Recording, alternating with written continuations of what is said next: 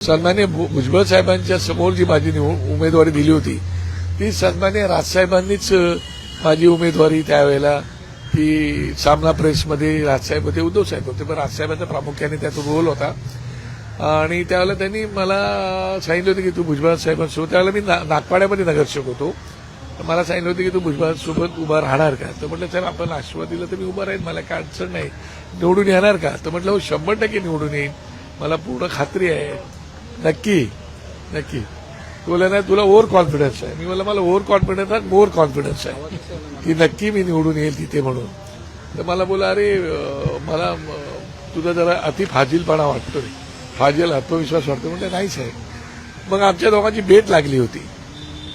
मी बोले मग भेट लावा, मी निवडून येणार की नाही याच्यावरती. ते बोले लाव भेट. तर म्हटलं ह्याच्या पुढे मी निवडून जर आलो नाही तर मी तुमचा कार्यकर्ता म्हणून आयुष्यभर राहील, कधी तुमच्याकडे कुठलंही पद मागायला येणार नाही. त्यावेळेला मी शिवसैनिक होतो, पद माझं कुठलंच नव्हतं. त्याच्यानंतर मी नगरसेवक झालो होतो. शिवसैनिक टू नगरसेवक, पद मागायला येणार नाही, तिकीटचा विषयच येत नाही. बोलं बरं मग तुझी आता अटक आहे. म्हटलं मी निवडून आल्यानंतर तुम्ही नाचायला यायचं. आणि त्याप्रमाणे राज ठाकरे साहेब माझ्याकडे निवडून आल्यावर नाचायला आले होते, हे लक्षात घ्या. आणि नंतर मग लोकांनी भुजबळ साहेबांना मी नाही पाडलं, लोकांनी पाडलं काय. त्यावेळेला मग बाळासाहेबांकडे मला घेऊन गेले. मग बाळासाहेबांना माझं नाव सांगितलं. मग बाळासाहेबांनी पण रिपोर्ट कलेक्ट केला. त्याच्यानंतर निवडणुका जवळ आल्यानंतर मनोहर जोशी साहेब, आनंद दिघे साहेब, नाना पाटेकर साहेब, नीता नाईक, दादा कोंडके अशी मोठी मोठी नावं यायला लागली. मला तर 1.5-2 वर्ष ऑलरेडी सांगितलं होतं की तू कामाला लाग म्हणून. आणि मी नागपाड्यामध्ये नगरसेवक होतो आणि मी कामाला लागलेलो होतो. मग आम्ही 100-150 पोरं घेऊन मी आनंद दिघेंकडे गेलो होतो, त्यांच्या आनंद मठात.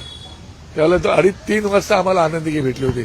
तर आम्ही सगळ्यांनी म्हणून आनंद दिघेंना सांगितलं की साहेब तुम्ही माझगावमध्ये तुम्ही निवडणुकीला उभा जर राहत असाल तर आम्ही तुम्हाला निवडून आणू. तर ते म्हणाले की अरे बाळा मी तिकडे उभं राहून कसं चालेल, मला तर ठाणा बघायचं आहे. तर म्हटलं नाही तुम्ही इकडे उभे राहा, आम्ही 100% निवडून आलो. तर बोलले नाही म्हणाले मला जमणार नाही. आणि समजा मी उभं राहिलो निवडून आलो तिकडे काम कोण करणार.